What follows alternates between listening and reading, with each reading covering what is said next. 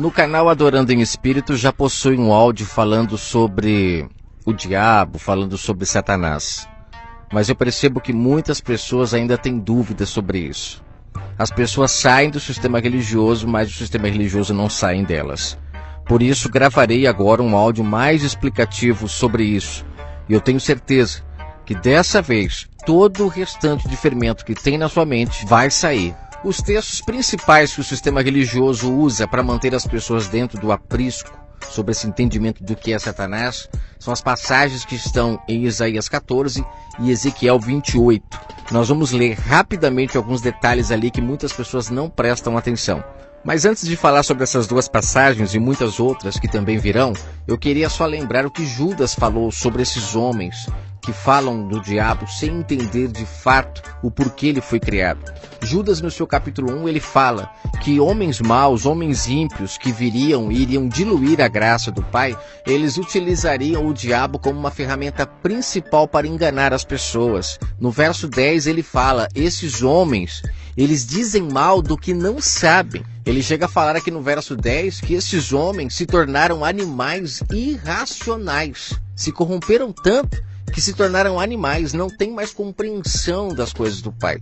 E aqui ele fala, um pouco antes aqui no verso 9, sobre a questão do arcanjo Miguel, quando contende com o diabo sobre o corpo de Moisés, que é um outro estudo que seria interessante as pessoas entenderem, que tem muita gente fazendo confusão sobre esta passagem aqui no livro de Judas, né? Não entendendo por que o arcanjo veio contender com o diabo. Ele veio proteger o corpo de Moisés, e muitos dizendo que o diabo veio buscar Moisés porque Moisés era do diabo. Gente, é uma confusão que o povo faz, dá até medo. Mas aqui em Judas ele fala que esses homens são ímpios, ou seja, não têm amor ao próximo. Eles diluem a graça do Pai. Diluir é você tornar ela insignificante.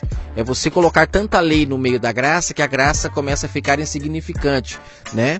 Então aqui esses homens falam do diabo sem entender. E vamos ler aqui em Isaías, em Ezequiel, o que é falado sobre Satanás, para a gente entender se de fato ali ele está falando de um ser que era bom e ficou ruim realmente, como o sistema ensina.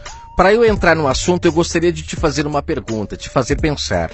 Nós, como seres humanos, estamos passivos de erros. Não somos onipresentes, nem onipotentes, nem oniscientes. Podemos a qualquer momento adquirir inimigos por alguma coisa errada que a gente faça, alguma coisa errada que a gente fale, e com isso passamos a ter inimigos, pessoas que vão querer nos destruir. Agora pense comigo, será que o Criador dos céus e da terra, um Deus tão poderoso, que fez todas as coisas, que é onipresente, onisciente e onipotente, ele teria inimigo à altura dele? Será que ele, como onisciente, sabendo de todas as coisas, ele criaria um ser que se rebelaria contra ele e faria toda a humanidade se perder por causa disso? Ele não seria culpado então se ele fizesse isso? Agora eu tenho um molho para esta pergunta que vai deixar ela mais interessante. O Messias disse que existe pecado para a morte e existe pecado para a vida. O que é pecado para a morte? Pecado contra o Espírito Santo, blasfemar contra o Espírito Santo. Nós, na carne, podemos blasfemar contra o Espírito Santo. Blasfemar contra o Espírito Santo é você se opor ao que o Espírito diz. É ter um espírito orgulhoso, que não consegue ouvir a voz do Pai. O Messias diz que bem-aventurados são os humildes de espírito. São aqueles que ouvem a voz do Pai e o obedecem. Esses não blasfemam contra o Espírito, mas aqueles que se opõem contra a verdade, esses são blasfemadores contra o Espírito. Então, na carne, nós podemos nos opor ao Espírito do Pai, à verdade. Mas quem já é espiritual, será que a pessoa pode se opor ao que ela é? Quando eu digo pessoa, entenda, eu estou falando do Espírito. Satanás é Espírito, não é carne. Será que ele pode se opor ao Espírito, se nem nós que somos carnais podemos e quando fazemos morremos? O que é pecado para a morte? O que é blasfemar contra o Espírito que leva você à morte? Que morte é essa? Morte espiritual. Você não ouve mais a voz do Pai quando está morto no Espírito. A não ser que se arrependa dos seus maus atos, dando ouvido à voz e volte na onde você caiu. É isso que o texto diz, que você tem que se levantar de onde você caiu. É lá onde você errou, voltar lá e se consertar com quem você defraudou. Quando você faz isso, você volta a ouvir a voz do Pai. volta a estar conectado a ele em espírito, adorando em ele espírito, ou seja, ouvindo a sua voz. Quando o Espírito do Pai, através de suas leis que foram materializadas lá nas tábuas, através de Moisés, e depois o Messias veio e colocou elas no seu devido lugar, que é o entendimento humano, quando elas dizem assim, não matarás, e você está diante de um momento onde você pode matar, e o Messias ainda diz que matar não é só quando você pega uma faca ou um revólver e mata alguém, é quando você pensa mal de alguém. A lei do Pai que está dentro de você, ela diz, não faça isso. Se você fizer, você está blasfemando, você está indo contra a vontade do Pai. E nisso você morreu espiritualmente, gerou pecado ali de morte, porque você blasfemou contra o Espírito, não deu ouvido à voz. O seu Espírito estava orgulhoso ao ponto de não ouvir a voz do Pai que dizia, não matarás, não roubarás, não adultere. Se você não der ouvido à voz do Pai e continuar no seu erro, você é um morto diante do Pai, é o filho pródigo, está morto ali. Está comendo lavagem com o sistema, acreditando que está vivo, aí vem um sistema religioso com seus rituais religiosos, e você acredita que no pra-tempo você está buscando o Pai e tudo mais, você acha que está vivo, mas na verdade está morto, porque blasfemou contra o Espírito. O Espírito falou, não faça, você fez. Aí vai pro sistema pedir perdão, toda aquela ladainha que eu já falei em vários áudios, que não tira pecado de ninguém. São as mesmas práticas que o povo fazia no Antigo Testamento. Ficava ainda atrás de perdão, assim, milagroso diante do Criador do Universo. Mas o perdão do Criador do Universo é como o Messias, ele veio e falou. Está ligado em você perdoar o seu próximo. Pai, me perdoe quando eu perdoo o meu próximo, quando eu me conserto com o meu próximo. E o Messias em Mateus 18 deixou claro. Quando tiveres em briga com o teu irmão, tiver em briga com teu irmão é o quê? É se lembrar em qualquer momento que você tenha desobedecido a voz do Pai, porque todos nós sabemos em que momento nós ouvimos a voz do Pai falando, faça isso, e você fez ao contrário. Volte lá, se levante onde você caiu, se conserte com aquela pessoa, para que então o Messias esteja no meio disso. Que ele fala, onde tiver 2 ou 3 reunidos em meu nome, eu estou. O nome dele é justamente isso, você voltar lá. Nisso ele se faz então advogado da causa. Ao ver que você se humilhou e se levantou onde você caiu, ele como advogado absolve você de suas culpas, quando você se perdoa com o seu próximo e não mais fica praticando sacrifícios. Mesmo que não pratique fisicamente, mas o verdadeiro sacrifício acontece aqui, no entendimento. É quando você acredita que está perdoado sem se consertar com o próximo. Isso é sacrifício. O verdadeiro sacrifício que o Pai aceita é quando você é um sacrifício vivo diante dele. Você vai lá e se conserta, fecha as brechas. Aí você vai sofrer menos na terra e ainda estará vivo diante do Pai. Mas voltando à história do diabo, depois de falar sobre essa questão de blasfemar contra o Espírito, essas coisas todas, ele como Espírito também, ele não pode blasfemar contra o próprio Espírito, ele não está na carne. Mas aí tem uma outra questão que é interessante você analisar. Na história toda, só ele se rebelou? Aí trouxe um terço com ele, como muitos falam de Apocalipse 12, tudo distorcido. Só ele se rebelou? Em toda a história que existe, nenhum outro mais se rebelou? Nossa, estranho isso, né? Se o Criador fosse tão ruim assim, como, né, pro Satanás ter se colocado contra ele, então agora deveria ter sido outros também que se rebelou. Não quero ficar mais lá não, vou pra terra também. Não, só foi ele mais aquele terço lá, depois fechou, nenhum mais desobedeceu. Os outros que estão no céu agora não tem mais livre-arbítrio, só esse que saiu que tinha. Gente, me poupe, vamos entender essa história de uma forma mais clara, porque tem coisa errada aí. Vamos lá, primeiro ponto, se o Criador do Universo é onipresente, onisciente, onipotente, nada foge do seu controle, ele não deixaria um ser que era bom ficar mal e acabar com todo o seu plano, não. Ele não deixaria. Segundo ponto, se Satanás é espírito, o espírito não pode se rebelar contra o espírito, porque é só na carne que você tem a opção de escolhas. O tal do livre-arbítrio é na carne.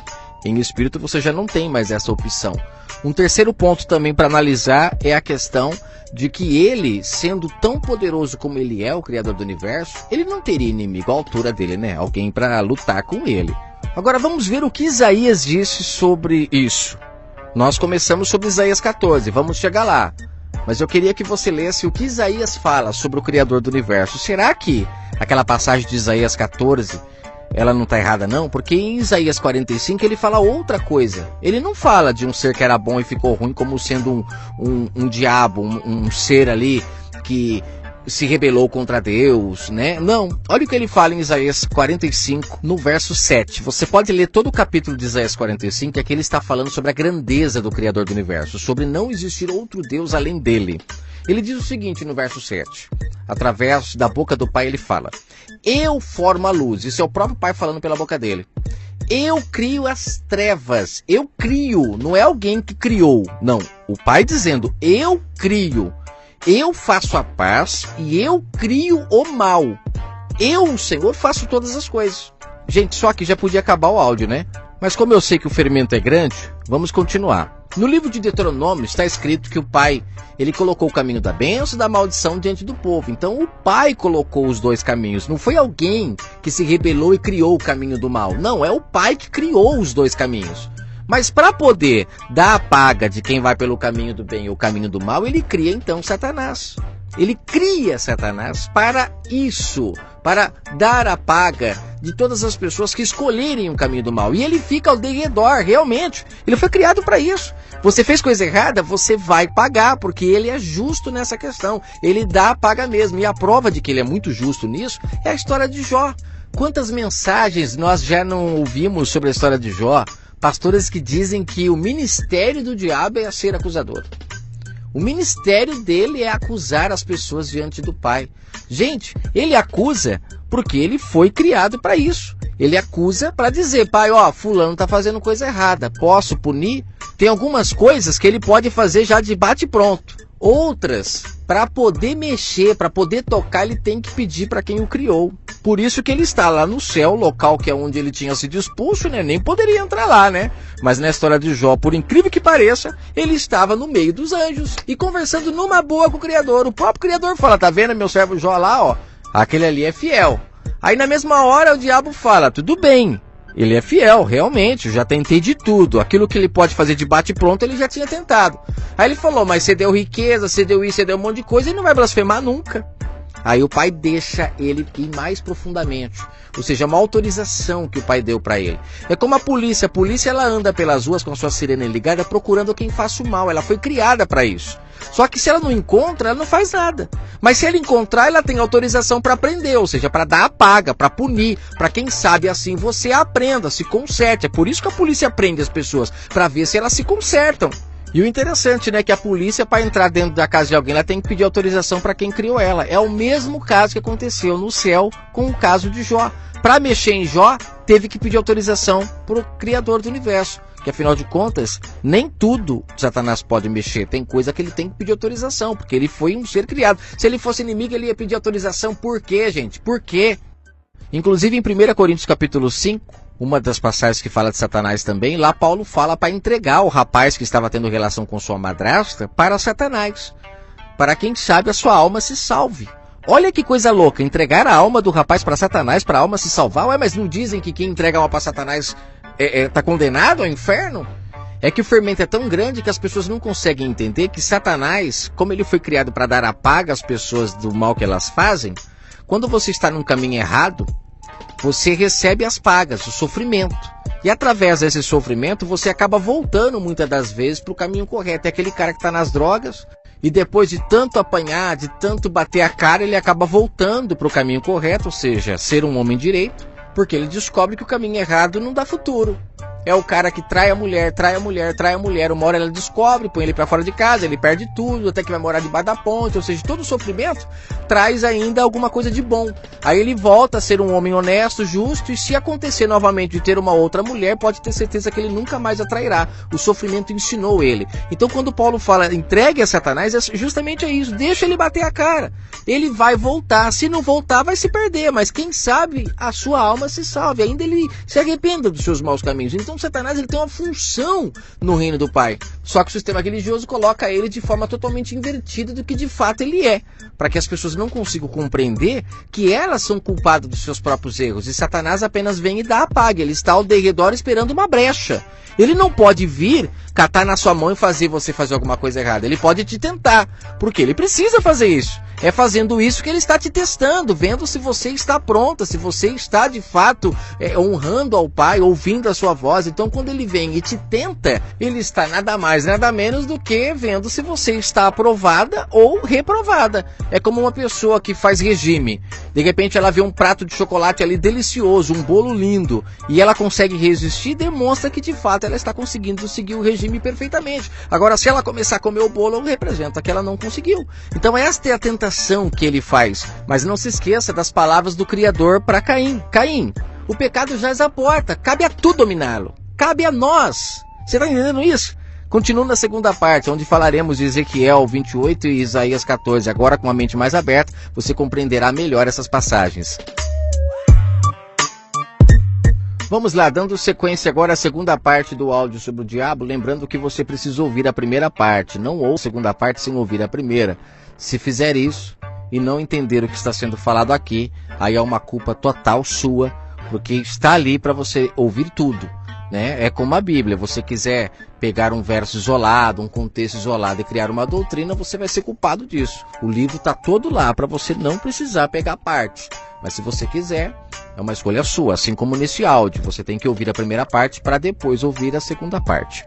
Aqui em Isaías 14, onde eu falei que nós iríamos agora comentar, tem muitas partes que fazem cair por terra essa questão do diabo era bom e ficou ruim, mostrando que o texto, de forma clara, sem pegar partes isoladas, ele fala da Babilônia, ele fala sobre pessoas que são fermentados pela serpente, ou seja, o próprio homem, ele se corrompe, não dando ouvido à voz do Pai, e ele começa então a se colocar como maior do que os outros, ele começa a se colocar como líder uns dos outros, ou seja, sobe para a cabeça dele algum tipo de poder que é dado a ele, e ele começa a se ver maior do que os outros. E o texto ele fala do rei da Babilônia, que estava assim, mas num contexto geral você vai perceber que o texto fala não só do rei, ele fala da Babilônia em geral. Quando fala de Babilônia, está se referindo justamente a pessoas que se venderam, a sua carne, aos seus desejos, não ouvem mais a voz do Pai. Com isso, caem do seu Éden. Olha só que interessante. Aqui no primeiro verso já deixa claro que essa parte de Isaías 14 é uma profecia que não se cumpriu ainda. Quando ele fala aqui da Babilônia, ele está se referindo a uma Babilônia que cairá ainda. O rei da Babilônia aqui é só um deles, mas todos os que se colocam como maiores do que os outros cairão. Virarão pó, irão para o Sheol, sepultura. E o texto inteiro fala sobre isso, sobre a questão da Babilônia. Homens que se colocaram como maior do que os outros, mas morrerão como todos os outros. E lá na sepultura, as pessoas, quando virem eles chegando, vão falar: mas vocês não eram tão grandiosos, tão poderosos, nos escravizaram, nos espremeram até onde pôde, e agora vocês estão aqui junto conosco, vocês não se diziam ser deuses? Os reis da Babilônia, eles eram considerados como deuses, naquela época, até hoje. Se você falar para uma pessoa que um pastor vai para o inferno, tem gente que até te bate, porque elas acreditam que não vão. Imagina, se um dia eles se encontrarem no inferno e ela fala: mas você não era pastor, não pregava para tanta gente, agora está aqui também. Então é mais ou menos o mesmo nível de entendimento você tem que ter para essa história aqui. O profeta está dizendo para o rei da Babilônia: vocês são seres humanos e estão se colocando como maiores que os outros. Só que no primeiro verso ele fala: o Senhor terá compaixão de Jacó, ele tornará a escolher Israel e estabelecerá em sua própria terra. Os estrangeiros se juntarão a eles e farão parte da descendência de Jacó. Quem são os estrangeiros? Somos nós, somos os gentios, que fomos enxertados na videira, que não fazemos mais parte agora de um sistema religioso em si. Não fazemos mais parte da Jerusalém terrena, fazemos parte de uma Jerusalém celestial. Por isso que o Pai fala, que aqui o profeta fala, que ele separará Israel, ele voltará a escolher, ou seja, até o povo de Israel é seleto quem se salva.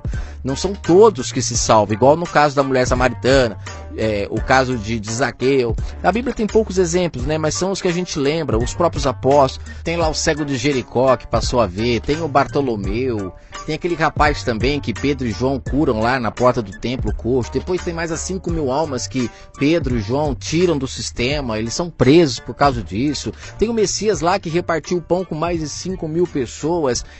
Você vê que o pão é a palavra, não é pão físico. O sistema traz que é pão físico para a gente não entender o tanto de gente que se libertou naquela época. Multidões estavam seguindo o Messias e deixando o sistema religioso para lá. E a cada dia eles iam perdendo o seu poder, os seus ganhos começou a diminuir muito com o Messias presente ali naquela época. Todas essas pessoas, por darem ouvido à voz do Espírito, à voz do Messias, elas foram abrindo seus olhos espirituais, seus ouvidos, se libertaram das suas paralisias, e com isso elas foram selecionadas para participar da Nova Jerusalém. E tudo isso se cumpre, como o Messias disse em João 10, a questão de haver um pastor e um rebanho. quando as ovelhas de fora do aprisco se juntassem com as de dentro. É o que o profeta está falando aqui. O povo seleto de Israel se unisse com os de fora. E a Babilônia, quando isso começar a acontecer de fato, vai começar a cair. Nós percebemos que isso já começou a acontecer. Muitas pessoas abandonando a Babilônia, já começando a buscar o Pai Espírito, cujo era propósito do Messias. Começou a acontecer em Atos, mas depois o sistema religioso se levantou. A besta novamente recebeu o seu poder, foi ferida pelo Messias, né, o engano da Babilônia. O Messias feriu na cabeça, o povo começou a acordar, começou a deixar de praticar sacrifícios, agora para abençoar a vida um do outro, né, como em Atos 2, o povo vendendo tudo que tinha. Você acha que era comum o povo praticar aquelas coisas lá? É claro que não.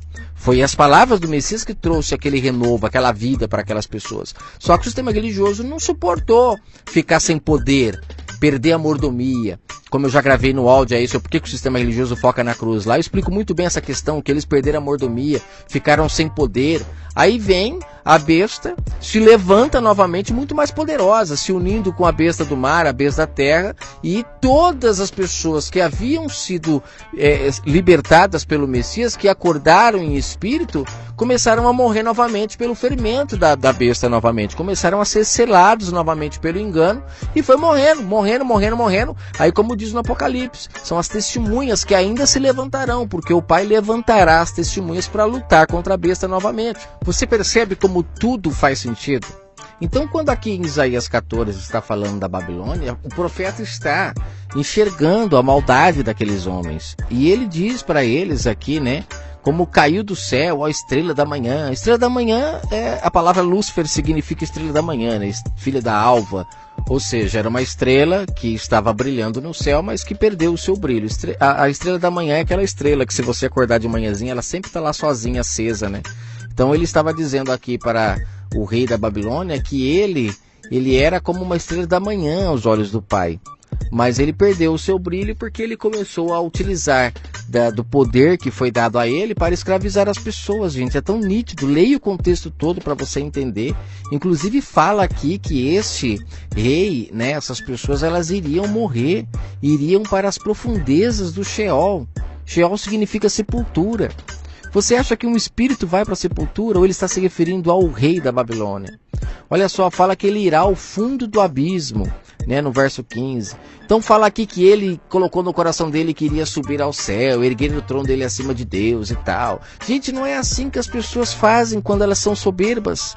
Elas acham que são Deus, elas acreditam que têm autoridade para dominar as pessoas, para mandar nas pessoas. E não é isso que nós vemos no mundo, pessoas se colocando como maiores do que Deus. O próprio Deus deu livre-arbítrio para o ser humano. E nós vemos na Terra quantas pessoas em suas empresas que escravizam, que não dão livre-arbítrio não. É 8 ou 80. Ou você aceita o que eles querem, ou então você é mandado embora, porque o Deus dele é o dinheiro. E com o dinheiro eles dominam as pessoas. Será que é difícil de entender isso? Leia o contexto de Isaías 14 para você ver que o tempo todo aqui ele está se falando como uma pessoa. Assim como lá em Ezequiel 28, ele está se referindo ali ao rei também, que estava orgulhoso, né? Quando fala lá que ele estava no céu, que estava no Éden, com pedras afogueadas. As pessoas colocam ali como sendo o diabo ali, gente. Não tem lógica, porque o próprio profeta diz que o Pai criou o bem e ele criou o mal. O Messias disse também que nunca houve verdade em Satanás. Nunca houve. Então, peraí, gente, como que pode ele agora ter se rebelado, um espírito que se rebelou? Não tem lógica isso. Só que as pessoas ficam presas nisso. E sabe por que o sistema utiliza muito o diabo? Porque é muito bom ter em quem pôr a culpa. Não foi você que errou, foi o diabo. Vem pra cá que nós vamos expulsar ele da sua vida. Quando na verdade o que precisa é as pessoas acordar do sono que elas estão e voltar a buscar ao Pai em Espírito e ouvir a sua voz e abandonar os seus desejos carnais. Porque o mal que luta contra nós o tempo todo é a nossa carne, querendo que a gente faça coisas que vão contra a vontade do Pai. Mas quando você é espiritual, você vence a carne e ela não te domina. Só que o sistema religioso vem, cria esse inimigo que está o tempo todo lutando com você para tirar você da presença de Deus, como eles dizem, né? Mas somos nós que saímos, como o pai disse para Caim, o pecado jaz à porta, cabe a nós dominarmos. Ou seja, está em nosso poder, não está na mão de ninguém. Mas aí eles vêm e dizem que é o diabo que faz isso, que você está possuído pelo diabo. Aí eles pegam tudo quanto é passagem isolada para tentar provar, né? Leia Ezequiel 28, o capítulo todo, para você ver que ali em nenhum momento ele está falando de um ser, ele está falando de uma pessoa que está se corrompendo pelo sistema, deixando de buscar o Pai em espírito, abandonando o seu Éden, o seu estado perfeito, para agora se tornar carnal, buscar as coisas da carne, ambição, cobiça, avareza. São pessoas que abandonaram o eterno Criador para agora se satisfazerem na carne. E todas elas vão para o Sheol, vão morrer. E era isso que os profetas alertavam para eles. Aqui no verso 12 de Isaías 14 fala como você caiu do céu, né? Ó estrela da manhã. Quando fala céu, a gente tem essa ideia desse céu aqui, né? A gente não entende que o nosso cérebro, ele é o céu que se conecta com o Pai, né? É aqui que está o céu do nosso eterno Criador, onde ele habita, onde está a arca da aliança hoje. Por isso que quando fala de plantar no reino dos céus, é plantar no próximo, porque sempre que você precisar, você vai ter como colher. Aí é o local onde a traça e nem a ferrugem corrói. São as lembranças, são os bons momentos. Nada corrói esses momentos que nós podemos ter um com o outro, mas o sistema incentiva as pessoas a plantar na terra, a conquistar coisas da terra, e as pessoas estão cada vez mais frias, sem amor, porque não tem mais, não planta, não vai colher. As pessoas não estão plantando mais umas nas outras, infelizmente. Gente, o texto é tão claro, né? Ele fala aqui, ó, que ele derrubava as nações, né? Quem é que derruba as nações? São as pessoas. Olha aí para você ver. Os deputados, os políticos aceitando subornos, pegando o dinheiro da merenda, da educação para enriquecer a eles mesmos. Olha como que o país sofre por causa desses homens maldosos que recebem poder para ajudar as pessoas e se colocam agora como ladrões, roubam as pessoas. Perceba, essas pessoas precisam ser tiradas do meio da humanidade. São os joios que acabam com a terra e faz a terra não ter sabor. Nós poderíamos viver num paraíso se não fossem essas pessoas. Aqui no verso 11 ele fala que essas pessoas são soberbas, mas elas serão lançadas na sepultura junto com o som das suas liras, na cama das larvas, sua coberta serão os vermes. Gente, aonde que um espírito passa por isso? É coisa carnal, é a nossa carne que vai passar por tudo isso. E esses homens sendo carnais, sabendo que vão morrer se continuarem praticando isso, eles continuam na sua soberba, na sua ganância, querendo aquilo que é do próximo. Eles não têm direito de fazerem isso, de caírem do seu Éden e pôr o mundo inteiro a perder pela sua cobiça, pela sua ambição. Você está entendendo isso? Olha só que no verso 16 ele fala: os que olham para você se admiram da sua situação. Por respeito, eles ponderam. Eles dizem: mas esse não é o homem que fazia tremer a terra e abalava os reinos? O homem não está falando de um ser, como que pode os caras fazer uma analogia desse texto com o inimigo, gente? Sendo que o próprio profeta dizia que o Pai criou o bem, o Pai criou o mal. É tirar a autoridade demais do nosso Criador, né? Leia Ezequiel 28 e você vai ver que o contexto todo fala a mesma coisa que aqui Isaías. São dois profetas diferentes falando a mesma coisa, dando um raio-x da vida daqueles homens que estavam perdidos diante do Pai.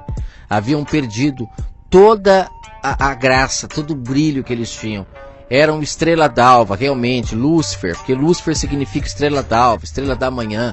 E o Messias, lá no Apocalipse 22, ele fala que ele é a estrela d'alva. Então ele é o Lúcifer, não esses homens que se colocaram como reis. Ele é quem pode receber esse título de Lúcifer, de estrela d'alva, a estrela que nunca apaga, porque ele não deixou cair, ele não aceitou comer do fermento da Babilônia, ele se manteve firme, não foi como esses homens que caíram do Éden. O Messias continuou espiritual e com isso ele recebeu então o título de filho. Ele foi exaltado perante o Pai porque não cedeu às tentações da carne. Em 2 Pedro, capítulo 1, verso 19, Pedro fala que o Messias ele é a palavra que os profetas falavam. Ele é a estrela d'alva que brilha em nossos corações, o Lúcifer de nossas almas, a luz que ilumina a escuridão. Olha como o sistema confunde todos, fala que Lúcifer é o diabo, gente, é um absurdo. Leia aí 2 Pedro, capítulo 1, verso 19, veja se sou eu que estou inventando.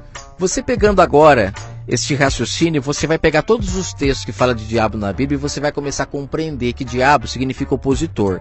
Satanás é opositor à verdade. Ele foi criado justamente para se opor, para que a luz se manifeste. Aqueles que quiserem continuar nas trevas continuarão.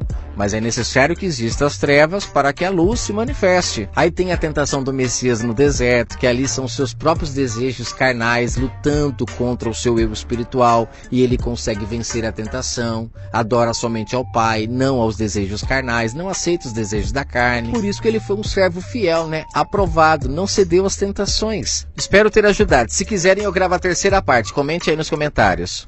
Vamos dando sequência aqui no estudo sobre o diabo, agora a parte 3. Obrigado a todos que ouviram a parte 1 e parte 2. Creio que essa parte 3 ela irá preencher mais o entendimento com a verdade, para que o fermento realmente seja extirpado do nosso meio, da nossa mente, que sejamos livres para adorar o Pai em espírito, sem prisões, sem amarras, sem algemas em nosso entendimento. Antes de iniciar, deixa eu informar os irmãos que eu estou com outro canal que chama Renovando o Entendimento. Se os irmãos quiserem se inscrever lá, é interessante. Eu estou com os dois canais porque, caso aconteça de algum canal dar algum problema, eu tenho os irmãos já inscritos no outro canal também, a gente não perde o contato. Esse Renovando o Entendimento, ele tem a cara assim de uma pessoa em desenho com o cérebro em evidência. Você vai perceber, digita aí Renovando o Entendimento, aí se inscreve lá, alguns irmãos já se inscreveram, inclusive esses áudios aqui eles estão na íntegra lá, para você abaixar às vezes é melhor. Aqui eu vou trabalhar sempre com essa questão de por partes, quem quer ouvir 15 minutos tal, mas lá está na íntegra, eu coloco sempre lá também agora. Vamos lá então, parte 3 sobre o estudo O Diabo. É muito interessante a gente vir dando uma sequência do que foi falado lá atrás. No áudio 1 foi falado sobre a questão da onisciência, onipresença e onipotência do nosso Criador, o que não abre brechas para ele ter inimigos. Afinal de contas, se ele é onisciente, onipresente e onipotente, ele sabe de tudo o que vai acontecer. Ele tendo essas qualidades, todo o poder está em suas mãos. Após compreendermos isso, é impossível nós acreditarmos que ele colocaria o ser humano na Terra com um maluco, que era bom e ficou mal. Ele, sabendo disso, ele nunca teria colocado o ser humano na Terra para viver no meio desse tiroteio, desse fogo cruzado. Não, com certeza não foi nada disso. O sistema religioso, eles fermentam essa história para poder se beneficiar desse ser, como disse Judas no capítulo 1. Um ser que eles não sabem o porquê foi criado. Judas disse isso, não sou eu que estou falando. Esses falsos profetas, nuvens sem chuva, como disse Judas no capítulo 1. E o que Judas quis dizer quando ele se referiu a esses homens como nuvens sem chuva?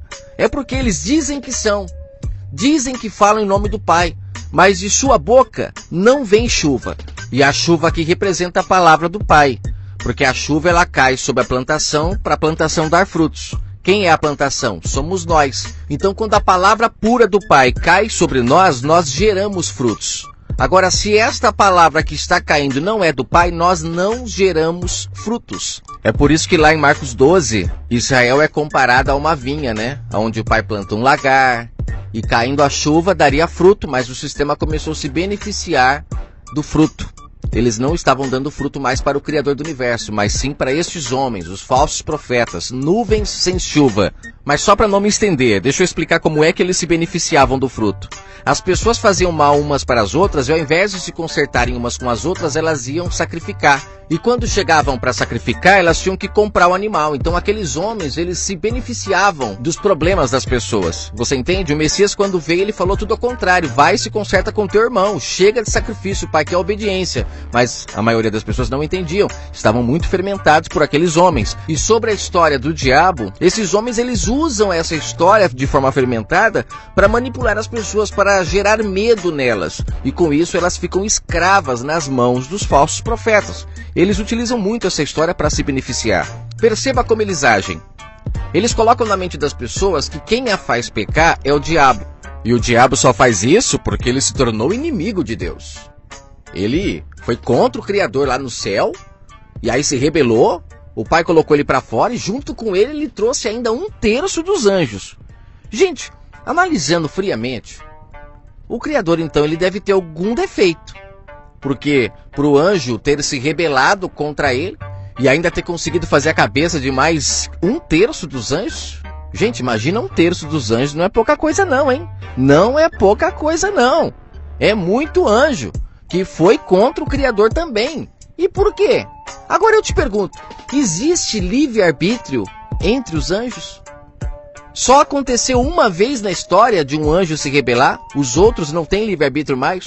O Pai abriu uma exceção, o Pai abriu uma vaga na época. O anjo quiser se rebelar, ou fale agora ou cale-se para sempre. Aí ele se rebelou, os outros 1/3 também. Acabou, depois daquilo nunca mais aconteceu. Os outros que estão no céu perderam a oportunidade de se rebelar.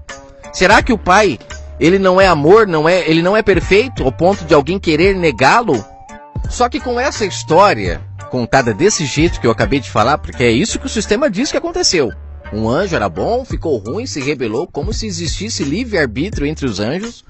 E aí ele agora, o Pai expulsou ele de lá, utilizando passagens isoladas da Bíblia, eles falam sobre isso. É legal eu comentar sobre essas passagens para a gente entender claramente ali quem são os anjos que Satanás trouxe 1/3, como diz no Apocalipse 12. Lembrando que se você ler Apocalipse 12, quando fala que Satanás derrubou 1/3 dos anjos, algumas bíblias dizem estrelas do céu, se você ler lá, quando ele fala diabo e Satanás, ele está dando um título à serpente, que se tornou dragão. Então quem são as serpentes que cresceu, evoluiu, virou dragão, como eu disse já no áudio no canal sobre isso, a serpente cresceu. Você tem que entender quem são as serpentes que cresceu, evoluiu, virou um dragão, e quanto mais as serpentes crescem, quanto mais os dragões crescem, mais a mentira é divulgada, porque Satanás, o diabo, é opositor à verdade. Então a serpente é alguém que propaga mentira. Agora, quem foi mesmo que o Messias chamou de serpente? Que João, quando estava batizando, chamou de raça de víboras? E quando o Messias disse, agora vocês vão pisar na cabeça de serpentes e escorpiões, será que era o diabo? Ou eram as pessoas que propagavam a mentira? Os discípulos foram capacitados para pisar na cabeça da serpente, assim como lá no Gênesis foi profetizado que a descendência da mulher pisaria a cabeça da serpente. Quem é esta mulher? É a Nova Jerusalém, a Jerusalém do Alto, a mãe dos nascidos do Espírito, como disse Paulo em Gálatas 4. Filhos que nascem sem lei, os filhos da promessa, filhos que nascem da vontade do Pai, não da vontade do homem, filhos que demoram para nascer, assim como todos os filhos das mulheres que eram estéreis, demorava para nascer, mas quando nascia eram os amados do Pai. Sombra para nós compreendermos o mundo espiritual, como ele funciona. E agora tem nascido muitos filhos da vontade do Pai. E não diga que eu estou falando besteira, porque o próprio Paulo em Gálatas 4 utiliza a história lá de Isaac, de Abraão, de Sara, de Agar como alegoria, como uma representação do mundo espiritual. Não diga que sou eu que estou falando isso. Leia Gálatas 4. O Messias, quando veio, ele chamou os líderes religiosos de serpentes. Eles estavam sendo ali serpentes porque eles estavam aderindo à mentira. Eles estavam indo contra o espírito da verdade, a verdade do Pai. Eles estavam blasfemando. Já falei no áudio 1 sobre essa questão de blasfemar. Blasfemar contra o Espírito do Pai é o que Pedro fez quando o Messias falou que precisava ser morto. E Pedro disse que não precisava não. Aí o Messias olhou para ele e falou, afaste-se de mim, Satanás. Ali não era Satanás nenhum no sentido de um ser que estava induzindo Pedro a falar aquilo, não.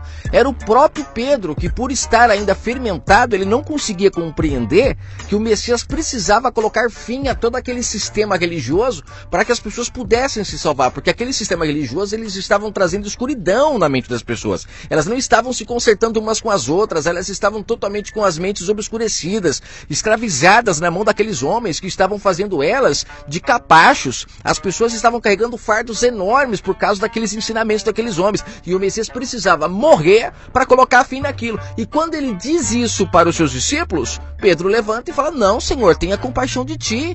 Não, nós não vamos deixar que isso aconteça, não. Aí o Messias fala, afaste-se de mim, Satanás. Por quê? Satanás estava ali incorporando Pedro? Não, era o Pedro, na sua ingenuidade, que não tinha compreendido o que precisava acontecer para pôr fim àquilo.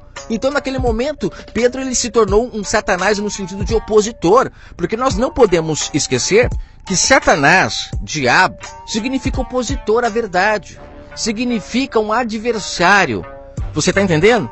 Então, quando você fala alguma coisa que é contra a verdade do Pai, você está sendo um Satanás ali. Você está sendo um diabo, porque você está se opondo à verdade. Você está blasfemando a verdade. E quando isso acontece, você morre espiritualmente. Você está entendendo? Esse é o pecado para a morte. a blasfêmia contra o Espírito Santo. O próprio Messias disse que todos os outros pecados são perdoados, mas a blasfêmia contra o Espírito Santo não. Ou seja, quando você se opõe à verdade, você não tem perdão para você. E esse momento da história que eu acabei de falar agora, ele está descrito em Mateus 16, a partir do verso 21. Ali o Messias começa a mostrar aos seus discípulos que convinha ele ir para Jerusalém e padecer muitas coisas, né? Pelos principais sacerdotes e escribas, para ser morto e ressuscitar ao terceiro dia. Eu li aqui o verso 21 de Mateus 16, né? Olha que interessante, quem matou ele realmente foi os sacerdotes, os escribas. Não foi Pilatos, como o sistema tenta jogar a culpa em Pilatos. Não, foi o sistema religioso que matou. Aqui no verso 21, o Messias deixa claro, precisava ir para Jerusalém para sofrer na mão dos sacerdotes e dos escribas, até ser morto. Olha que coisa louca, que entendimento agora aqui, gente. E no verso 22 é quando Pedro fala, tomando parte, ou seja, ele começou a falar repreendendo, dizendo, Senhor, tem compaixão de ti, de modo nenhum te acontecerá isso. Aí no verso 23 é onde o Messias fala, para trás de mim, Satanás, que me serves de escândalo, porque não compreendes as coisas que são de Deus, mas só as que são do homem. Olha só que coisa louca. Aqui o Messias deixou claro que Pedro estava tendo uma compreensão humana, não das coisas espirituais. Ele não estava vendo espiritualmente. Só que Pedro não falou com má intenção. Ele estava querendo proteger o Messias, de bom grado. Só que sem ele perceber, ele estava ali blasfemando contra o Espírito. Então, o que era Satanás ali? Era o seu entendimento carnal. Ele não havia ainda renovado o seu odre para compreender as coisas do Espírito.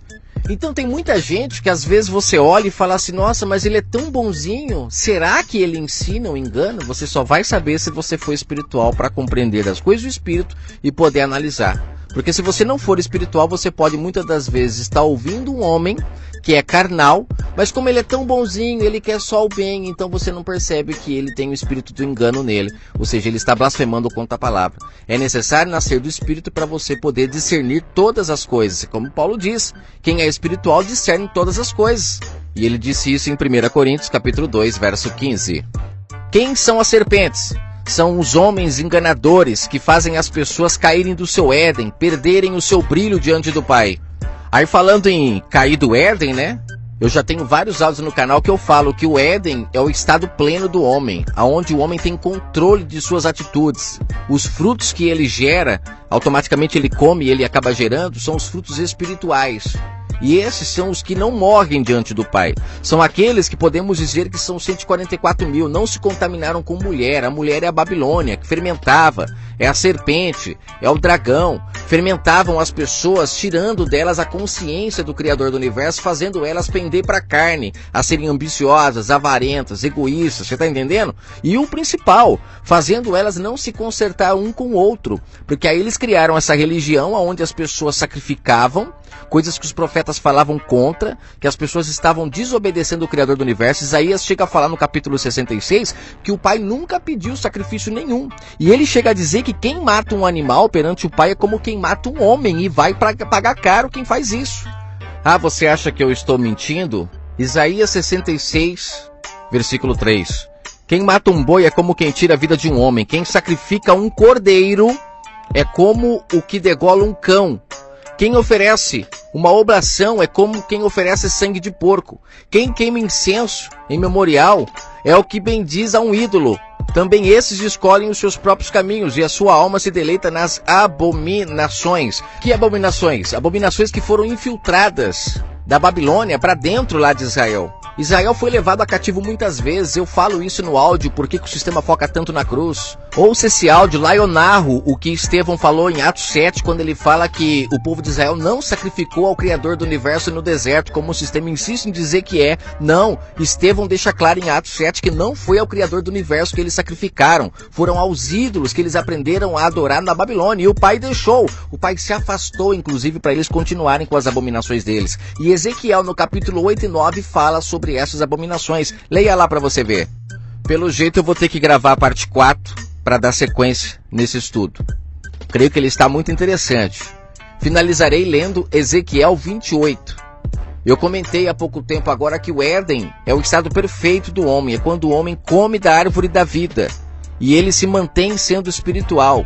E eu vou ler na parte 4, Ezequiel 28, porque a partir do verso 11 é uma passagem que o sistema utiliza muito para colocar ali que está falando do diabo, porque fala que ele esteve no Éden, era coberto de pedras preciosas, era um querubim ungido, né? Ele estava estabelecido no monte de Deus, mas aí foi achada iniquidade nele, aí depois ele foi expulso. Então o sistema utiliza muito essa parte para falar sobre o diabo, e nós temos que entender que ali o profeta está fazendo um raio-x da vida do rei, o rei de Tiro, que se você ler do verso 1 até o verso 10, ali deixa claro que o rei estava se colocando como Deus perante as pessoas, e ele não era. Inclusive no texto fala que ele seria lançado na cova e tudo mais. Vamos para a parte 4.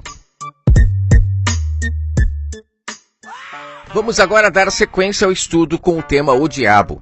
Esta é a quarta parte. Eu peço por gentileza que antes de você ouvir essa parte, você ouça a primeira, a segunda e a terceira parte, para que não fique fermentada esta quarta parte no seu entendimento. Aqueles que querem de fato descobrir a verdade, eles não ficam pegando trechos isolados, eles compreendem a história de uma forma geral, para que você não seja enganado. Uma prática muito usada pelo sistema religioso. É verso aqui, verso ali, contexto aqui, contexto lá, pegam a história na metade da história e as pessoas ficam boiando sobre o contexto geral. E falando sobre o contexto geral, eu comentei no finalzinho do áudio 3 que eu iria falar sobre a passagem de Ezequiel 28, uma passagem muito utilizada pelo sistema religioso para dizer que ali está se falando do diabo.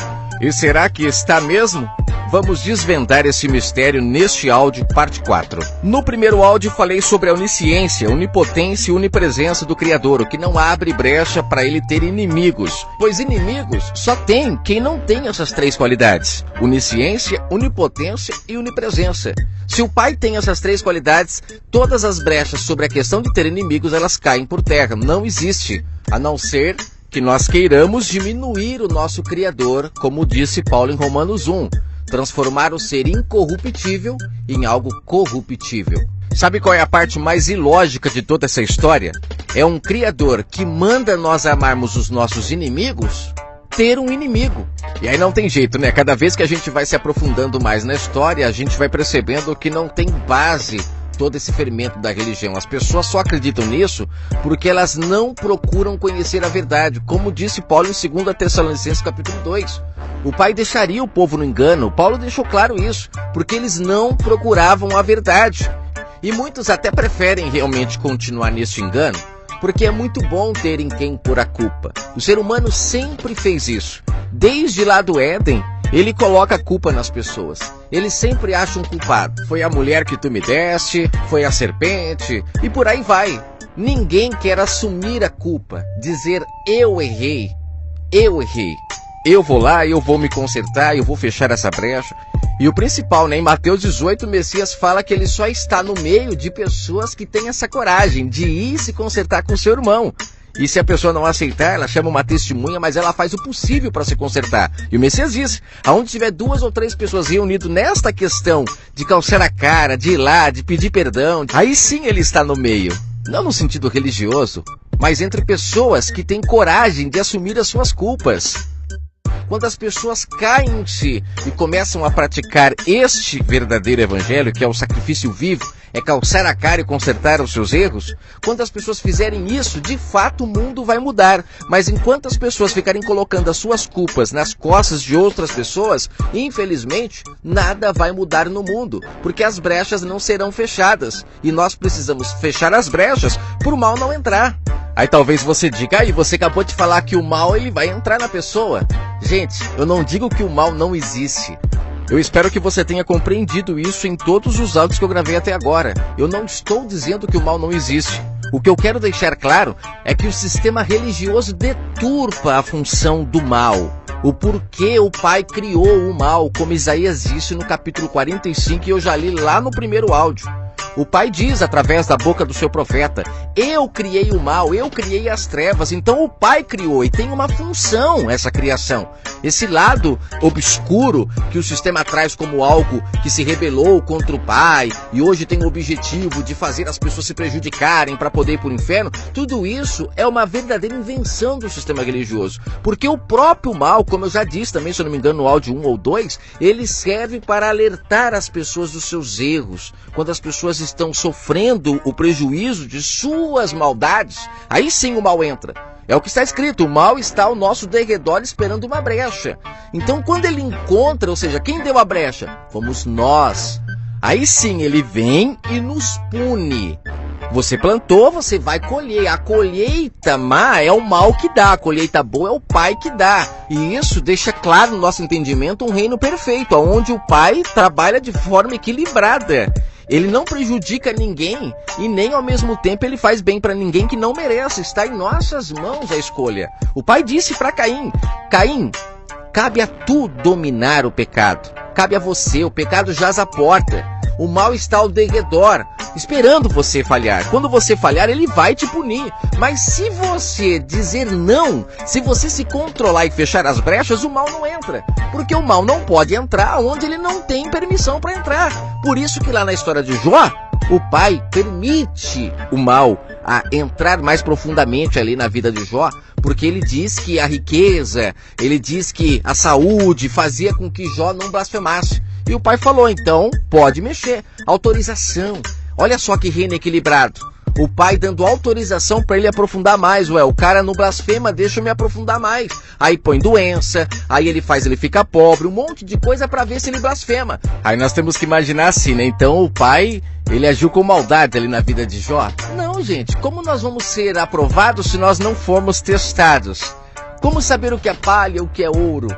Você consegue entender isso? Olha que interessante. É o exemplo que eu falei da polícia, que fica procurando aonde tem a brecha, onde tem o mal, para ela vir e dar a paga. E quando a pessoa vai presa, a função, a ideia que se tem é que a pessoa vai aprender a lição e não vai fazer mais aquilo. É a mesma coisa, gente. Por que nós não conseguimos entender isso? É porque o sistema fermenta de uma tal forma que as pessoas não compreendem. Eu usei o caso da madrasta lá, daquele rapaz que estava se relacionando com a madrasta lá em 1 Coríntios 5, que Paulo manda entregar o rapaz para Satanás para sua alma se salvar. Olha só, deixa o rapaz colher o mal que ele está plantando e quem sabe ele volte para o bom caminho. Então todo o mal que a gente sofre, ele não tem um lado negativo como o sistema ensina. Eu vou entrar já na passagem de Ezequiel 28, mas essa introdução ela é necessária para descauterizar um pouco mais a mente. Imagine uma dor de dente. O que causou uma dor de dente? Foi você que não escovou, que não cuidou, então a dor de dente chega.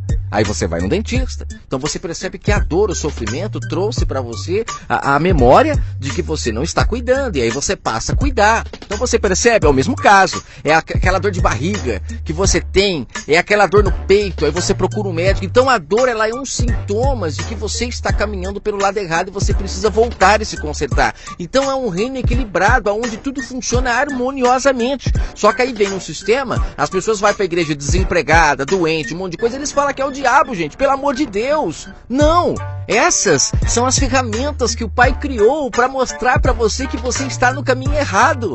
Aí você vai pro sistema religioso, sabe o que acontece? É aquele filho que faz um monte de coisa errada e vem pro pai e o pai passa a mão na cabeça e não dá a punição pra pessoa. E ela sai dali achando que é o diabo. Não é ela. É aquele filho que a professora fala, olha, seu filho tá batendo nos amiguinhos da escola. E aí você fala, não é ele que tá batendo, são os amiguinhos que tá provocando. Aí esse filho cresce um filho bastardo. É como disse Oséias, filhos bastardos não são filhos do nosso pai, são filhos da Babilônia. Crescem enganados, fermentados e aí fazem coisas erradas.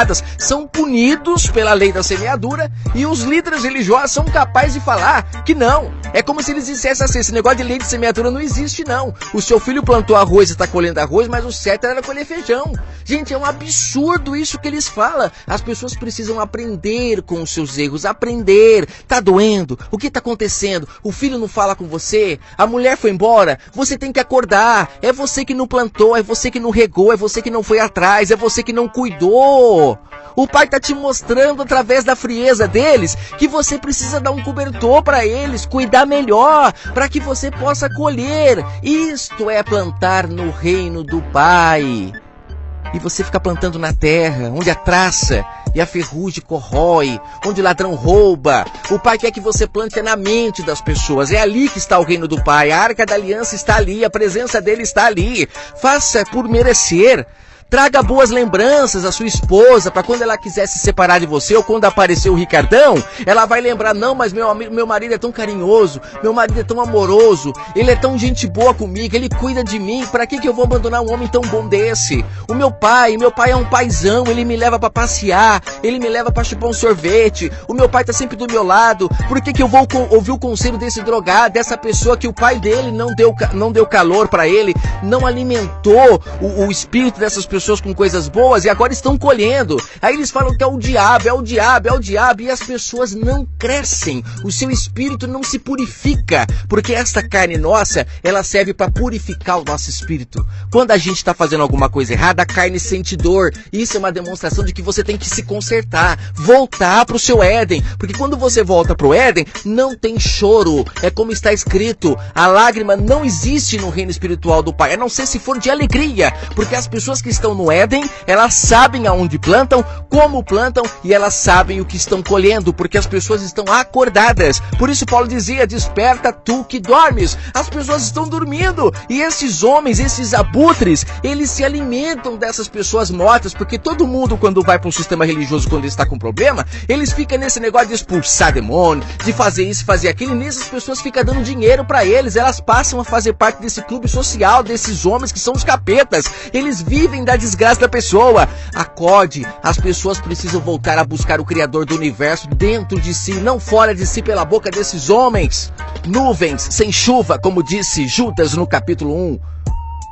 Judas tinha toda a razão, são homens que não têm palavra do Pai, blasfemam contra o Espírito. Já falei sobre isso aqui nestes áudios anteriores. O que é blasfemar contra o Espírito? Esses homens, eles fazem as pessoas blasfemar contra o Espírito Santo. E quando o Messias disse lá em Mateus 12 sobre o que é blasfemar contra o Espírito Santo, o texto é claro. Aqueles homens estavam dizendo que o que ele estava fazendo era em nome do diabo. E ele disse, olha, a blasfêmia contra o Espírito Santo não tem perdão. Vocês estão indo contra a verdade. Vocês é que estão enganando essas pessoas. Vocês é que estão tornando elas mudas, surdas, paralíticas, através dos seus ensinos enganadores. E elas não são capazes de reconhecer os seus erros. Vocês é que estão indo contra o Espírito do Pai. Eu cheguei para libertar elas. E às vezes um áudio desse aqui, ó, que traz libertação para muitas pessoas, tem muitos líderes aí que estão ouvindo e estão criticando, estão falando mal. Sabe por quê? Porque estão blasfemando contra o Espírito do Pai, que quer consertar o espírito das pessoas, e eles não deixam, porque eles lucram com os mortos, seus abutres. Então vamos lá, gente, para correr aqui, para não demorar muito. Eu falei sobre Pedro, que quando Pedro é chamado de Satanás pelo Messias, lá em Mateus 16, Pedro estava na carne. O texto é claro. Por isso que o Messias o chama de Satanás. Pedro não compreendia o mundo espiritual. E por amor ao Messias, ele não queria que o Messias fosse morto. Mas mesmo assim, o Messias conseguiu perceber que aquele carinho todo, ele era maldoso no sentido espiritual, não pelo carinho de Pedro por ele, mas Pedro não estava compreendendo o plano de salvação. Então você tem que entender, quando pendemos para a carne, infelizmente o mal entra. Por isso que Paulo o tempo todo fala da luta do espírito contra a carne. O Messias na tentação do deserto, que ali fala de Satanás que vem tentar ele. O que está acontecendo ali? Está acontecendo um duelo entre a carne e o espírito. É a carne tentando fazer ele pender para a carne e o espírito dizendo, não, fique sendo espiritual. Não coma deste alimento que a carne está querendo te dar, porque se você pender para esse lado, o mal entra. E aí você vai colher todos os frutos. E o Messias ali obedeceu, como Paulo disse em Hebreus 5. O Messias aprendeu a obedecer pelo que sofreu. Assim como lá em 2 Samuel, capítulo 7, o profeta diz para Davi, que aquele que levantaria o verdadeiro templo, se ele errasse, se ele pecasse, ele seria açoitado também. Se ele pendesse para a carne, ele iria sofrer. Mas o Messias seguiu firme. E por ele ter conseguido vencer as tentações da carne, ele agora é fonte de água viva para todos os que nele buscam. Como está escrito em Hebreus capítulo 5. Ou seja, quando fala que ele agora é fonte de água viva, é porque nós podemos beber dele, dos ensinamentos dele. Se ele conseguiu, nós também conseguimos. Não é para ficar colocando as nossas culpas sobre ele. É nós andarmos como ele andou, pelas suas pisaduras fomos sarados. Nós temos que andar como ele andou, e aí somos sarados. Você está entendendo isso? Em Ezequiel 28, eu não vou ler todo o contexto, porque eu quero que você leia. Se você tem curiosidade para aprender, você vai ler. Ezequiel 28, do verso 1 até o verso 10, ali o profeta está dizendo para Tiro que ele não era Deus. Ele estava querendo ser o Tiro, Não era diabo nenhum, era o Tiro, orgulhoso. Estava dando lado para a carne. Ele estava ali aceitando as coisas que o mundo oferece, riquezas, poder. Ele estava dando lado para ambição, para cobiça, para avareza. Só que ele foi levantado para ser anjo na vida das pessoas. Rei era para ser anjo. Uma pessoa que pudesse ser favorável às pessoas, ajudar as pessoas, recolher ali os impostos e poder dividir com todo mundo igualmente, ninguém tendo perca de nada, porque as pessoas não conseguiam fazer isso por si só. Então Deus levantava homens para poder ser anjos, ou seja, homens que iam ajudar as pessoas a terem uma vida mais organizada. Essa era a função do Tiro, mas subiu para a cabeça, ele começou a se achar Deus. O pai levantava os profetas para auxiliar esses homens, para eles não se corromperem. O mundo estava na mão deles. E se eles se corrompessem, todos perdiam. Agora leia Apocalipse 12, quando fala que Satanás, ou seja, o dragão, ele corrompeu, ele fez cair 1/3 dos anjos. Ali não são anjos que estão no céu. São pessoas que deram lado para a carne e fizeram o mundo se tornar um mundo caído, um mundo sem amor, porque a ambição entrou, pessoas corruptas. E para finalizar, se ele foi expulso no céu, por que no texto de Ezequiel 28 ele ainda está com pedras afogueadas no Éden? Foi ferida pelo Messias, né? O engano da Babilônia. O Messias feriu na cabeça, o povo começou a acordar, começou a deixar de praticar sacrifícios, agora para abençoar a vida um do outro, né? Como em Atos 2, o povo vendendo tudo que tinha. Você acha que era comum o povo praticar aquelas coisas lá? É claro que não. Foi as palavras do Messias que trouxe aquele renovo, aquela vida para aquelas pessoas. Só que o sistema religioso não suportou ficar sem poder, perder a mordomia. Como eu já gravei no áudio aí sobre por que o sistema religioso foca na cruz lá, eu explico muito bem essa questão, que eles perderam a mordomia, ficaram sem poder. Aí vem a besta, se levanta novamente muito mais poderosa, se unindo com a besta do mar, a besta da terra, e todas as pessoas que haviam sido libertadas pelo Messias, que acordaram em espírito, começaram a morrer novamente pelo ferimento da besta novamente, começaram a ser selados novamente pelo engano, e foi morrendo. Aí, como diz no Apocalipse, são as testemunhas que ainda se levantarão, porque o Pai levantará as testemunhas para lutar contra a besta novamente. Você percebe como tudo faz sentido? Então, quando aqui em Isaías 14 está falando da Babilônia, o profeta está enxergando a maldade daqueles homens. E ele diz para eles aqui, né? Como caiu do céu a estrela da manhã. A estrela da manhã, a palavra Lúcifer significa estrela da manhã, né? Filha da alva. Ou seja, era uma estrela que estava brilhando no céu, mas que perdeu o seu brilho. A estrela da manhã é aquela estrela que, se você acordar de manhãzinha, ela sempre está lá sozinha, acesa, né? Então ele estava dizendo aqui para o rei da Babilônia que ele era como uma estrela da manhã aos olhos do Pai. Mas ele perdeu o seu brilho porque ele começou a utilizar do poder que foi dado a ele para escravizar as pessoas, gente. É tão nítido. Leia o contexto todo para você entender. Inclusive fala aqui que este rei, né, essas pessoas, elas iriam morrer, iriam para as profundezas do Sheol. Sheol significa sepultura. Você acha que um espírito vai para a sepultura ou ele está se referindo ao rei da Babilônia? Olha só, fala que ele irá ao fundo do abismo, né, no verso 15. Então fala aqui que ele colocou no coração dele que iria subir ao céu, erguer o trono dele acima de Deus e tal. Gente, não é assim que as pessoas fazem quando elas são soberbas. Elas acham que são Deus, elas acreditam que têm autoridade para dominar as pessoas, para mandar nas pessoas. E não é isso que nós vemos no mundo, pessoas se colocando como maiores do que Deus. O próprio Deus deu livre-arbítrio para o ser humano. E nós vemos na Terra quantas pessoas em suas empresas que escravizam, que não dão livre-arbítrio não. É 8 ou 80. Ou você aceita o que eles querem, ou então você é mandado embora, porque o Deus dele é o dinheiro. E com o dinheiro eles dominam as pessoas. Será que é difícil de entender isso? Leia o contexto de Isaías 14 para você ver que o tempo todo aqui ele está se falando como uma pessoa. Assim como lá em Ezequiel 28, ele está se referindo ali ao rei também, que estava orgulhoso, né? Quando fala lá que ele estava no céu, que estava no Éden, com pedras afogueadas. As pessoas colocam ali como sendo o diabo ali, gente. Não tem lógica, porque o próprio profeta diz que o Pai criou o bem e ele criou o mal.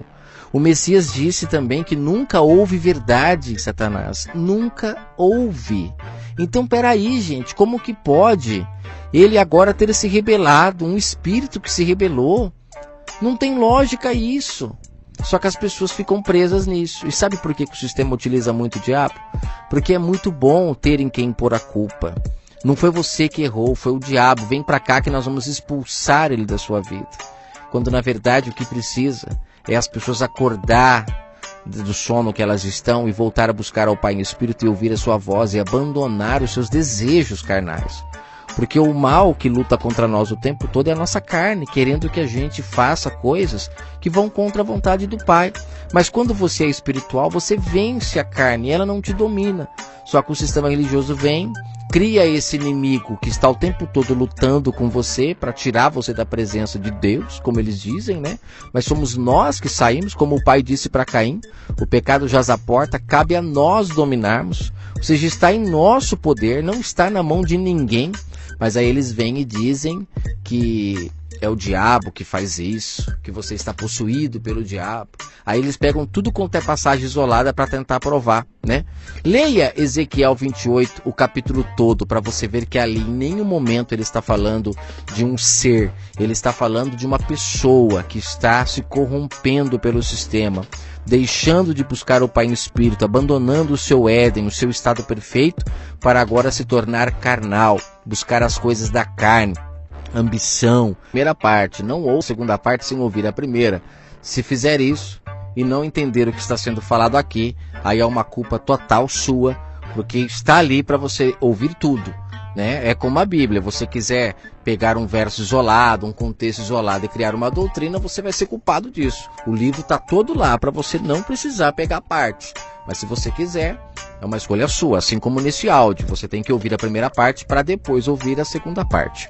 Aqui em Isaías 14, onde eu falei que nós iríamos agora comentar, tem muitas partes que fazem cair por terra essa questão do diabo era bom e ficou ruim, mostrando que o texto, de forma clara, sem pegar partes isoladas, ele fala da Babilônia, ele fala sobre pessoas que são fermentados pela serpente, ou seja, o próprio homem, ele se corrompe, não dando ouvido à voz do Pai, e ele começa então a se colocar como maior do que os outros, ele começa a se colocar como líderes uns dos outros, ou seja, sobe para a cabeça dele algum tipo de poder que é dado a ele, e ele começa a se ver maior do que os outros. E o texto ele fala do rei da Babilônia, que estava assim, mas num contexto geral você vai perceber que o texto fala não só do rei, ele fala da Babilônia em geral. Quando fala de Babilônia, está se referindo justamente a pessoas que se venderam,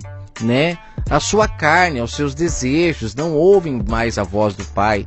Com isso, caem do seu Éden. Olha só que interessante. Aqui no primeiro verso já deixa claro que essa parte de Isaías 14 é uma profecia que não se cumpriu ainda. Né? Quando ele fala aqui da Babilônia, ele está se referindo a uma Babilônia que cairá ainda. O rei da Babilônia aqui é só um deles. Mas todos os que se colocam como maiores do que os outros cairão. Sabe, virarão pó, irão para o Sheol, sepultura.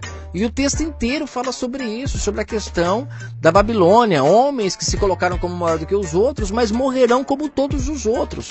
E lá na sepultura, as pessoas, quando virem eles chegando, vão falar: mas vocês não eram tão grandiosos, tão poderosos, nos escravizaram, nos espremeram até onde pôde, e agora vocês estão aqui junto conosco, vocês não se diziam ser deuses? Os reis da Babilônia, eles eram considerados como deuses, né, naquela época, até hoje. Se você falar para uma pessoa que um pastor vai para o inferno, tem gente que até te bate, porque elas acreditam que não vão. Imagina, se um dia eles se encontrarem no inferno e ela falar: mas você não era pastor, não pregava para tanta gente, agora está aqui também. Então é mais ou menos o mesmo nível de entendimento você tem que ter para essa história aqui. O profeta está dizendo para o rei da Babilônia: vocês são seres humanos e estão se colocando como maiores do que os outros. Só que no primeiro verso ele fala: o Senhor terá compaixão de Jacó, ele tornará a escolher Israel e estabelecerá em sua própria terra. Os estrangeiros se juntarão a eles e farão parte da descendência de Jacó.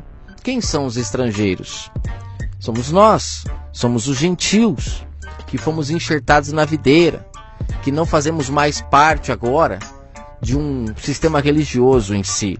Não fazemos mais parte da Jerusalém terrena, fazemos parte de uma Jerusalém celestial. Por isso que o Pai fala, que aqui o profeta fala, que ele separará Israel, ele voltará a escolher, ou seja, até o povo de Israel é seleto quem se salva. Não são todos que se salvam, igual no caso da mulher samaritana, o caso de Zaqueu. A Bíblia tem poucos exemplos, né? Mas são os que a gente lembra, os próprios apóstolos. Tem lá o cego de Jericó que passou a ver, tem o Bartolomeu, tem aquele rapaz também que Pedro e João curam lá na porta do templo, coxo. Depois tem mais as 5.000 almas que Pedro e João tiram do sistema, eles são presos por causa disso. Tem o Messias lá que repartiu o pão com mais de 5.000 pessoas. Você vê que o pão é a palavra, não é pão físico. O sistema traz que é pão físico para a gente não entender o tanto de gente que se libertou naquela época. Multidões estavam seguindo o Messias e deixando o sistema religioso para lá. E a cada dia eles iam perdendo o seu poder, os seus ganhos começou a diminuir muito com o Messias presente ali naquela época. Todas essas pessoas, por darem ouvido à voz do Espírito, à voz do Messias, elas foram abrindo seus olhos espirituais, seus ouvidos, se libertaram das suas paralisias, e com isso elas foram selecionadas para participar da Nova Jerusalém. E tudo isso se cumpre com o Messias disse em João 10, a questão de haver um pastor e um rebanho, quando as ovelhas de fora do aprisco se juntassem com as de dentro. É o que o profeta está falando aqui, o povo seleto de Israel se unisse com os de fora.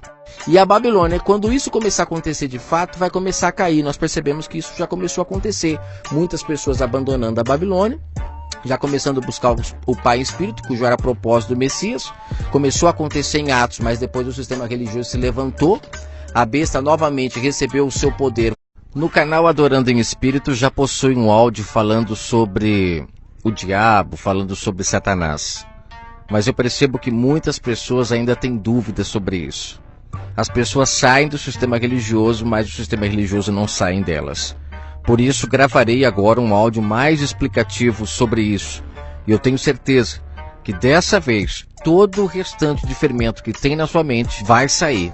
Os textos principais que o sistema religioso usa para manter as pessoas dentro do aprisco, sobre esse entendimento do que é Satanás, são as passagens que estão em Isaías 14 e Ezequiel 28. Nós vamos ler rapidamente alguns detalhes ali que muitas pessoas não prestam atenção.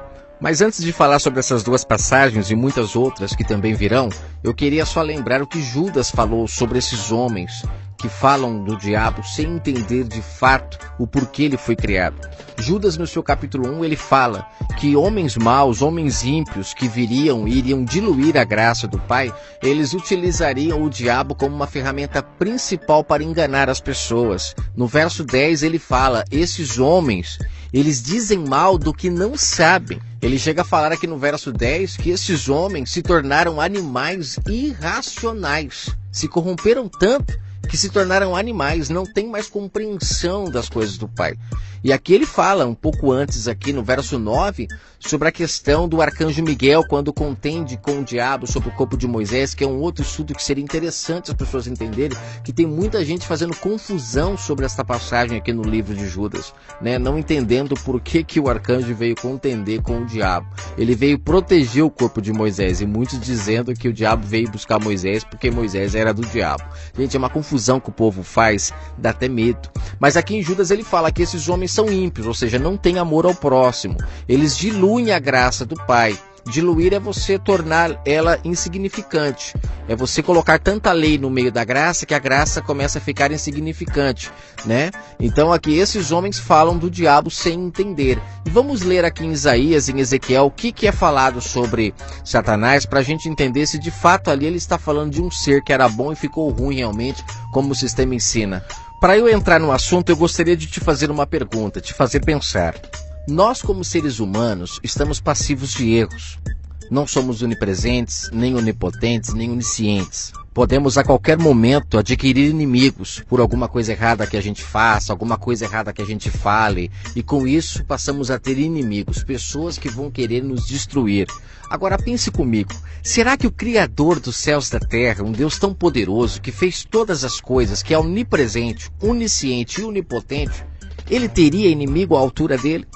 Será que ele, como onisciente, sabendo de todas as coisas, ele criaria um ser que se rebelaria contra ele e faria toda a humanidade se perder por causa disso? Ele não seria culpado então se ele fizesse isso? Agora eu tenho um molho para esta pergunta que vai deixar ela mais interessante. O Messias disse que existe pecado para a morte e existe pecado para a vida. O que é pecado para a morte? Pecado contra o Espírito Santo, blasfemar contra o Espírito Santo. Nós, na carne, podemos blasfemar contra o Espírito Santo. Blasfemar contra o Espírito Santo é você se opor ao que o Espírito diz. É ter um espírito orgulhoso, que não consegue ouvir a voz do Pai. O Messias diz que bem-aventurados são os humildes de espírito. São aqueles que ouvem a voz do Pai e o obedecem. Esses não blasfemam contra o Espírito, mas aqueles que se opõem contra a verdade, esses são blasfemadores contra o Espírito. Então, na carne, nós podemos nos opor ao Espírito do Pai, à verdade. Mas quem já é espiritual, será que a pessoa pode se opor ao que ela é? Quando eu digo pessoa, entenda, eu estou falando do Espírito. Satanás é Espírito, não é carne. Será que ele pode se opor ao Espírito, se nem nós que somos carnais podemos e quando fazemos morremos? O que é pecado para a morte? O que é blasfemar contra o Espírito que leva você à morte? Que morte é essa? Morte espiritual. Você não ouve mais a voz do Pai quando está morto no Espírito. A não ser que se arrependa dos seus maus atos, dando ouvido à voz e volte na onde você caiu. É isso que o texto diz, que você tem que se levantar de onde você caiu. É lá onde você errou, voltar lá e se consertar com quem você defraudou. Quando você faz isso, você volta a ouvir a voz do Pai. Volta a estar conectado a Ele em espírito, adorando Ele em espírito, ou seja, ouvindo a sua voz. Quando o Espírito do Pai, através de suas leis que foram materializadas lá nas tábuas, através de Moisés e depois o Messias veio, vamos continuar. No livro de Deuteronômio está escrito que o Pai, ele colocou o caminho da bênção e da maldição diante do povo. Então o Pai colocou os dois caminhos. Não foi alguém que se rebelou e criou o caminho do mal. Não, é o Pai que criou os dois caminhos. Mas para poder dar a paga de quem vai pelo caminho do bem ou o caminho do mal, ele cria então Satanás. Ele cria Satanás para isso, para dar a paga de todas as pessoas que escolherem o caminho do mal. E ele fica ao derredor, realmente. Ele foi criado para isso. Você fez coisa errada, você vai pagar, porque ele é justo nessa questão. Ele dá a paga mesmo. E a prova de que ele é muito justo nisso é a história de Jó. Quantas mensagens nós já não ouvimos sobre a história de Jó? Pastores que dizem que o ministério do diabo é ser acusador. O ministério dele é acusar as pessoas diante do Pai. Gente, ele acusa porque ele foi criado para isso. Ele acusa para dizer, Pai, ó, fulano está fazendo coisa errada, posso punir? Tem algumas coisas que ele pode fazer já de bate pronto. Outras, para poder mexer, para poder tocar, ele tem que pedir para quem o criou. Por isso que ele está lá no céu, local que é onde ele tinha sido expulso, né? Nem poderia entrar lá, né? Mas na história de Jó, por incrível que pareça, ele estava no meio dos anjos e conversando numa boa com o Criador. O próprio Criador fala, tá vendo meu servo Jó lá, ó? Aquele ali é fiel. Aí na mesma hora o diabo fala, tudo bem. Ele é fiel, realmente, eu já tentei de tudo. Aquilo que ele pode fazer de bate-pronto, ele já tinha tentado. Aí ele falou, mas você deu riqueza, você deu isso, você deu um monte de coisa, e não vai blasfemar nunca. Aí o Pai deixa ele ir mais profundamente. Ou seja, uma autorização que o Pai deu para ele. É como a polícia. A polícia ela anda pelas ruas com a sua sirene ligada procurando quem faça o mal. Ela foi criada para isso. Só que se ela não encontra, ela não faz nada. Mas se ela encontrar, ela tem autorização para prender. Ou seja, para dar a paga, para punir. Para quem sabe assim você aprenda, se conserte. É por isso que a polícia prende as pessoas. Para ver se elas se consertam. E o interessante, né, que a polícia, para entrar dentro da casa de alguém, ela tem que pedir autorização para quem criou ela. É o mesmo caso que aconteceu no céu com o caso de Jó. Para mexer em Jó, teve que pedir autorização para o Criador do Universo. Que afinal de contas, nem tudo Satanás pode mexer. Tem coisa que ele tem que pedir autorização, porque ele foi um ser criado. Se ele fosse inimigo, ele ia pedir autorização. Por quê, gente? Por quê? Inclusive em 1 Coríntios capítulo 5, uma das passagens que fala de Satanás também, lá Paulo fala para entregar o rapaz que estava tendo relação com sua madrasta para Satanás. Para quem sabe a sua alma se salve. Olha que coisa louca, entregar a alma do rapaz para Satanás, para a alma se salvar. Ué, mas não dizem que quem entrega a alma para Satanás está condenado ao inferno? É que o fermento é tão grande que as pessoas não conseguem entender que Satanás, como ele foi criado para dar a paga às pessoas do mal que elas fazem, quando você está num caminho errado, você recebe as pagas, o sofrimento. E através desse sofrimento, você acaba voltando muitas das vezes para o caminho correto. É aquele cara que está nas drogas e depois de tanto apanhar, de tanto bater a cara, ele acaba voltando para o caminho correto, ou seja, ser um homem direito, porque ele descobre que o caminho errado não dá futuro. é o cara que trai a mulher, uma hora ela descobre, põe ele pra fora de casa, ele perde tudo, até que vai morar debaixo da ponte, ou seja, todo o sofrimento traz ainda alguma coisa de bom. Aí ele volta a ser um homem honesto, justo, e se acontecer novamente de ter uma outra mulher, pode ter certeza que ele nunca mais a trairá. O sofrimento ensinou ele. Então quando Paulo fala, entregue a Satanás, justamente é isso, deixa ele bater a cara. Ele vai voltar, se não voltar vai se perder, mas quem sabe a sua alma se salve, ainda ele se arrependa dos seus maus caminhos. Então Satanás ele tem uma função no reino do Pai, só que o sistema religioso coloca ele de forma totalmente invertida do que de fato ele é, para que as pessoas não consigam compreender que elas são culpadas dos seus próprios erros, e Satanás apenas vem e dá a paga, ele está ao derredor esperando uma brecha. Ele não pode vir, catar na sua mão e fazer você fazer alguma coisa errada. Ele pode te tentar, porque ele precisa fazer isso. É fazendo isso que ele está te testando, vendo se você está pronta, se você está de fato honrando ao Pai, ouvindo a sua voz. Então quando ele vem e te tenta, ele está nada mais, nada menos do que vendo se você está aprovada ou reprovada. É como uma pessoa que faz regime. De repente ela vê um prato de chocolate ali delicioso, um bolo lindo, e ela consegue resistir, demonstra que de fato ela está conseguindo seguir o regime perfeitamente. Agora, se ela começar a comer o bolo, representa que ela não conseguiu. Então esta é a tentação que ele faz. Mas não se esqueça das palavras do Criador para Caim. Caim, o pecado jaz à porta, cabe a tu dominá-lo. Cabe a nós. Você está entendendo isso? Continuo na segunda parte, onde falaremos de Ezequiel 28 e Isaías 14. Agora, com a mente mais aberta, você compreenderá melhor essas passagens. Vamos lá, dando sequência agora à segunda parte do áudio sobre o diabo, lembrando que você precisa ouvir a primeira e colocou elas no seu devido lugar, que é o entendimento humano. Quando elas dizem assim, não matarás, e você está diante de um momento onde você pode matar, e o Messias ainda diz que matar não é só quando você pega uma faca ou um revólver e mata alguém, é quando você pensa mal de alguém. A lei do Pai que está dentro de você, ela diz, não faça isso.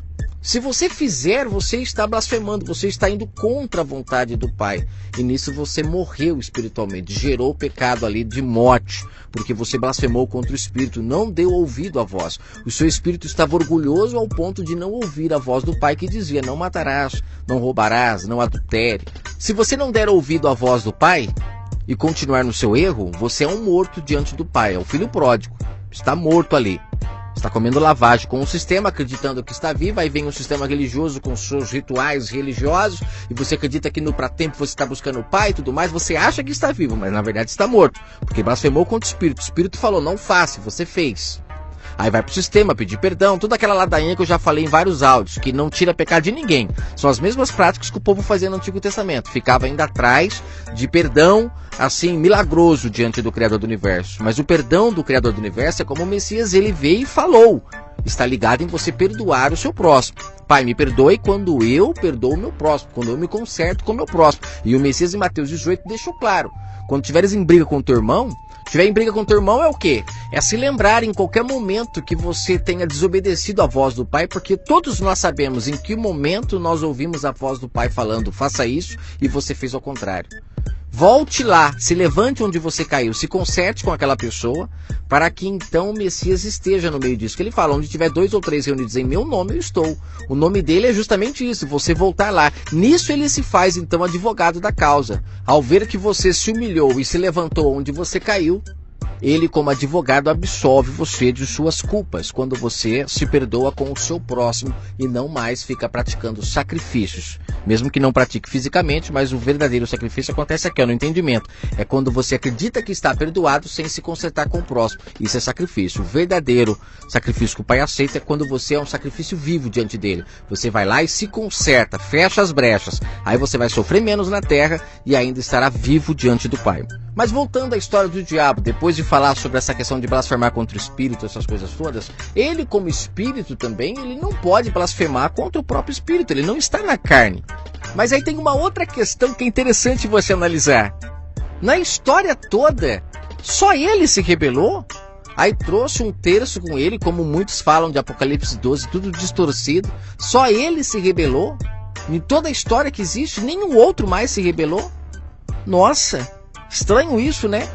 Se o Criador fosse tão ruim assim, como, né, pro Satanás ter se colocado contra ele, então agora Deveria ter sido outros também que se rebelou. Não quero ficar mais lá não, vou pra terra também. Não, só foi ele mais aquele terço lá. Depois fechou, nenhum mais desobedeceu. Os outros que estão no céu agora não tem mais livre-arbítrio. Só esse que saiu que tinha.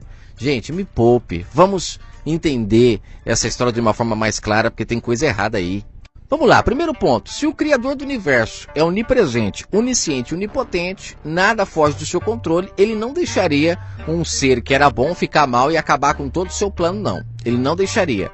Segundo ponto. Se Satanás é espírito, o espírito não pode se rebelar contra o espírito, porque é só na carne que você tem a opção de escolhas. O tal do livre-arbítrio é na carne. Em espírito você já não tem mais essa opção. Um terceiro ponto também para analisar é a questão de que ele, sendo tão poderoso como ele é, o Criador do Universo, ele não teria inimigo à altura dele, né? Alguém para lutar com ele. Agora vamos ver o que Isaías disse sobre isso. Nós começamos sobre Isaías 14, vamos chegar lá.